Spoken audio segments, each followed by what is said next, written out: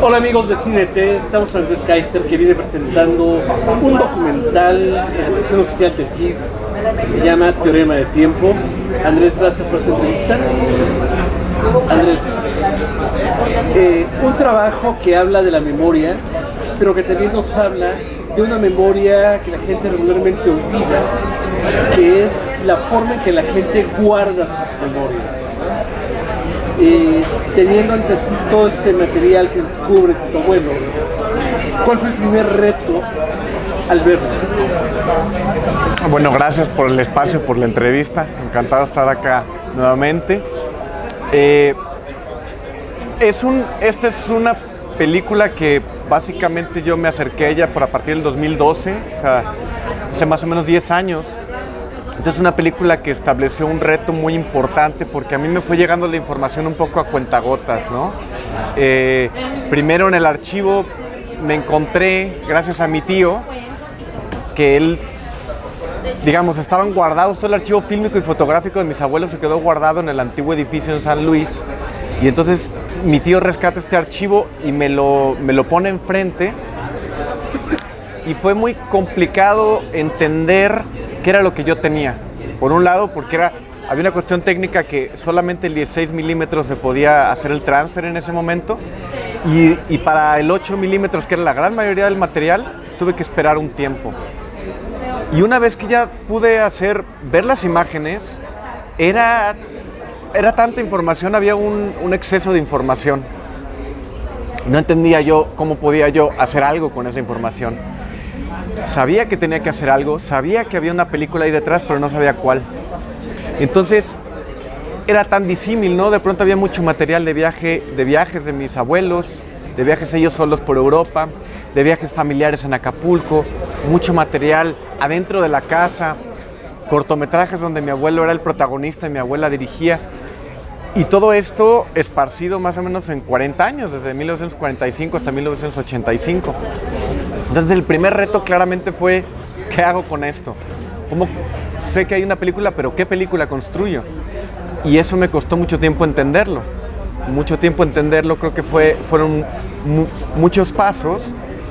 Y sin duda alguna donde ya el último paso, que fue donde incorporamos un editor, incorporamos a Lorenzo Mora, trabajé con él en Feral, pues me ayudó a darle otra perspectiva al material y a encontrar ya por fin, encontrarle un camino. Y bueno, el resultado pues ya después de 10 años fue una película que hilaba, creo que uno de los grandes logros de la película es que logra hilar todo este material tan disímil y tan esparcido en el tiempo, ¿no?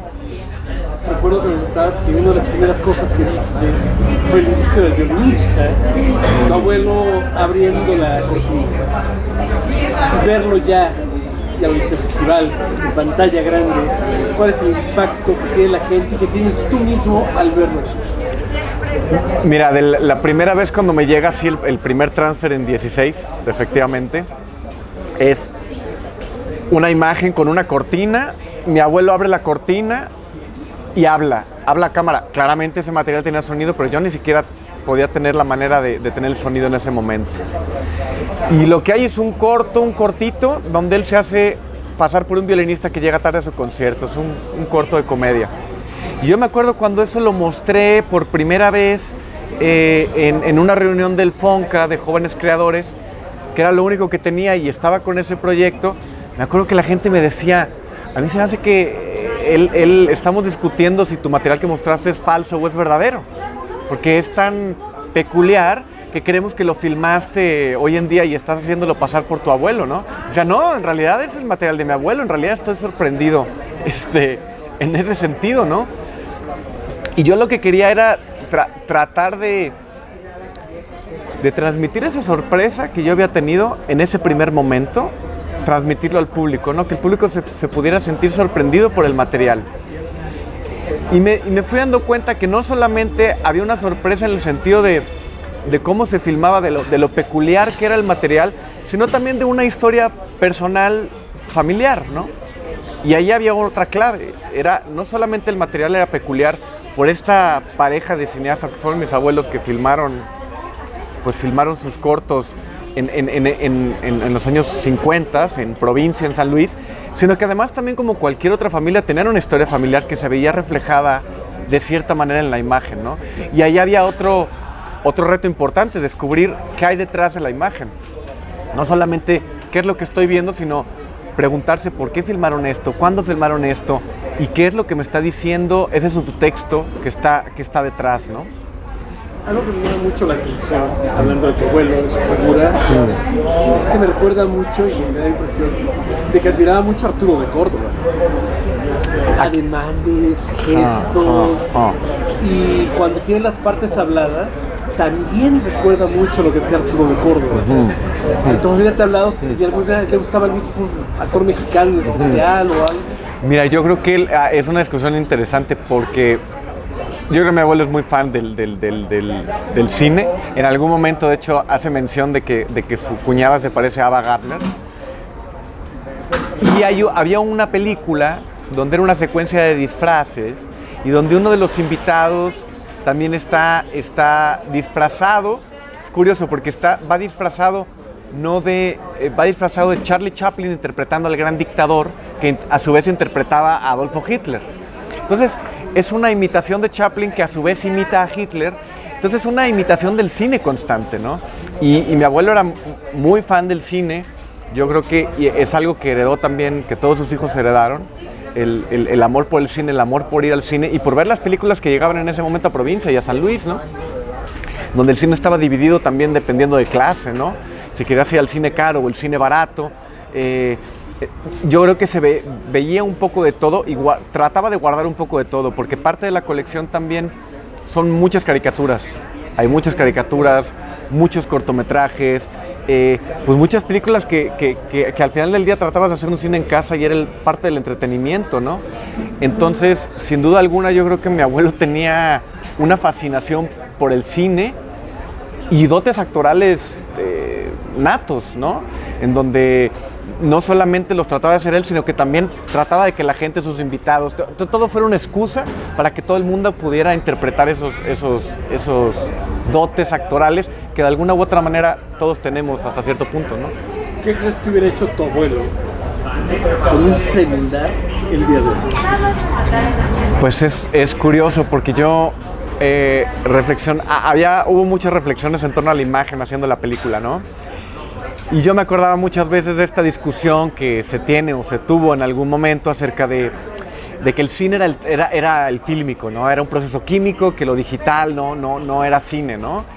Y yo decía, pensando en que mi abuelo para hacer una película sonora, tenía que filmarla, después esperarse al revelado, después proyectarla para grabar, para doblar el audio encima, luego mandar para que pusieran el magnético con el fílmico pegado, pues eso era por lo menos un mes.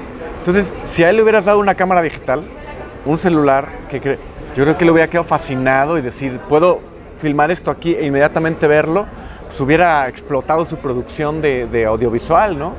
Entonces, yo creo que hubiera filmado.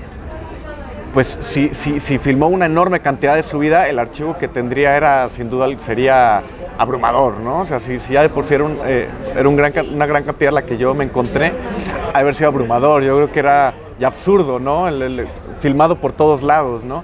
Yo creo que hubiera sido un gran entusiasta de la revolución digital. Hablando de la edición de la película, que son los trabajos más impresionantes que hemos visto.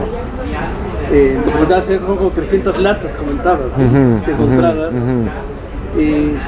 ¿Cómo fue el debate con tu editor, contigo mismo, para agarrar esta línea argumental que tienes y siempre mantener, que es muy importante, al espectador sediento de más? ¿Cómo fue? Pues yo creo que fueron muchas aproximaciones, y aparte así es, ¿no? Y sobre todo yo creo que en documental había un principio que a mí me gustaba mucho, era muy interesante ese principio, me divertía mucho, era una imagen de Adolfo Ruiz Cortines entrando por la avenida Carranza en San Luis Potosí, acompañado del entonces gobernador de San Luis, Gonzalo N. Santos. Era una imagen histórica muy bonita y lo habíamos montado como si fuera un reel de noticias de estos de los que aparecían en el cine, ¿no? Con una voz de un narrador encima, y luego después se hacía la fiesta de los priistas en un jardín. Y todo realmente era, pues no era tan así, sino que era una fiesta de mis abuelos en donde vivían ellos en la avenida Carranza y donde pues ahí pasaba Ruiz Cortines, y claramente mi abuelo iba a filmar ese evento, ¿no? Era un gran evento. Y entonces era un inicio muy curioso de la película que luego ya no quedó. A pesar de que yo quería, le tengo todavía mucho cariño a eso. Y no quedaba porque sencillamente no era la película. Y entonces, discusiones como esas tuvimos mucho. Nos encanta este material, nos parece bellísimo en términos estéticos, en términos plásticos, pero quizá no está aportando a la idea hacia dónde queremos llevar al espectador. Y esa era la gran pregunta, ¿hacia dónde queremos llevar al espectador? Y esa fue la construcción constante que tuvimos en la mesa de edición. Entonces tuvimos que dejar ir muchísimas ideas, muchísimos trabajos, hicimos muchos inicios. Como que se sintió que el proceso editorial fue arrancar para regresar, arrancar para regresar, arrancar y regresar. Hasta que de pronto, en algún momento de claridad, y gracias a muchos colegas y amigos, porque abrimos la película, le mandamos el corte a amigos a quien confiamos y que están en la misma y que te pueden dar una crítica muy constructiva de tu trabajo. De pronto se nos abrió una posibilidad y dijimos, es por aquí. Entonces ya pudimos trazar, ¿no? Pero fueron meses de ir y venir, de tener la sensación de no arrancar, ¿no? Y creo que esa es una diferencia clave, digamos, entre de pronto muchas veces cierto tipo de documentales, sobre todo el documental de archivo, ¿no? Que es dependes de lo que hay ahí, de la imagen que hay ahí y de la imagen que estás encontrando. Y se está construyendo a sí misma, ¿no? De la interpretación. Entonces, ese fue parte del proceso editorial, tener la paciencia para entender de que arrancábamos y regresábamos, pero al final pagamos, o sea, la espera pagó y encontramos ya como la línea de la película, ¿no? ¿Cómo fue encontrarte en esta última grabación de película? Yo, fíjate que también fue curioso porque en este arrancar y no arrancar había algo pivotal o fundamental que tenía que ver conmigo como personaje. Y conmigo como personaje en el sentido de que yo tenía que estar involucrado y yo tenía muchas reticencias a estar involucrado en la película. Yo no me quería involucrar en la película por diversas razones. Pero al final tuve que involucrarme en la película, tuve que ser un personaje más en la película porque no había de otra, no había de otra. Y eso, pues entender eso y aceptar eso, creo que también le terminó por dar como el último ingrediente o el último empujón para que la película tuviera su narrativa propia, ¿no? Y pues es particular porque tienes que hacerte, sobre todo en el cine de archivo familiar, pues es una radiografía de ti mismo, no puedes escapar a ella, ¿no? No puedes juzgar a los personajes simplemente por lo que son, sino que tú estás ahí detrás. Y tú eres un reflejo que está muy detrás quizá, en este caso en 2 generaciones detrás, pero ahí estás. Y tienes que ser como sincerarte con eso, estar en paz con eso. Y en mi caso, pues fue así, ¿no? Fue parte fundamental para que la película pudiera cuajar narrativamente. 2 preguntas más. ¿Por qué adoptar el apellido Kaiser como tu apellido ya como director de cine? La verdad es que la respuesta es más sencilla de lo que parece. Lo que pasa es que mi primer apellido es Eichelmann. Es un apellido complicado, de escribir, complicado de pronunciar. Toda mi vida, cuando pasaba la lista del salón, siempre se pronunciaba de manera distinta, todos lo pronunciaban distinta. Eichelmann, Eichermann. Entonces es un apellido complicado, por un lado. Y pues el apellido Kaiser es un apellido más corto, es más fácil de leer, es más limpio. Y fue una sugerencia de mi editor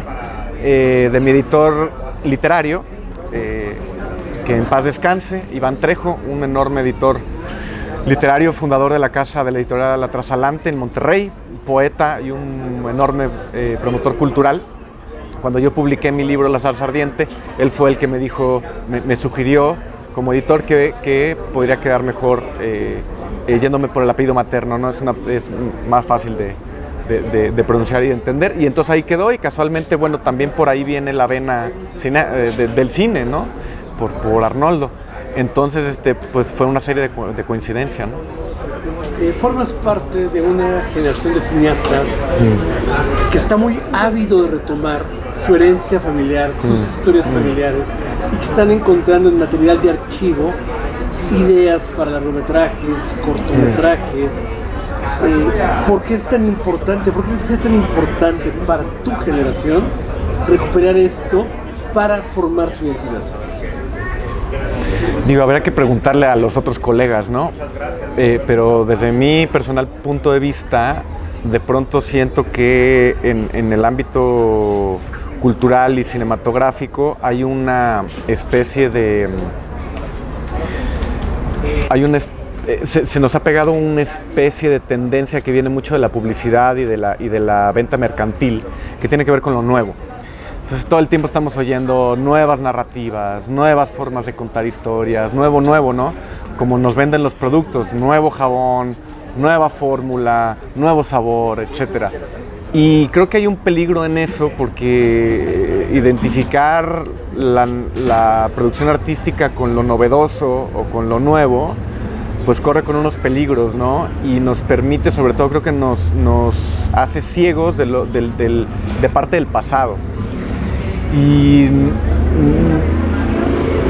nos hace enfocarnos en el futuro, en lo que viene, y nos hace perder el piso de lo que hay detrás. Y creo que es muy importante entender de dónde venimos, valorar de dónde venimos, tratarlo desde un punto de vista crítico, qué es lo que se ha hecho bien, qué es lo que se ha hecho mal, para entender dónde estamos y a dónde vamos. Entonces, desde mi punto de vista particular, yo, digamos, desconfío de las vanguardias, me gustan más las retaguardias. Y tratar de tener ese enfoque, ¿no? De tratar de ver hacia el pasado, porque creo que en el pasado hay muchas claves de dónde estamos parados.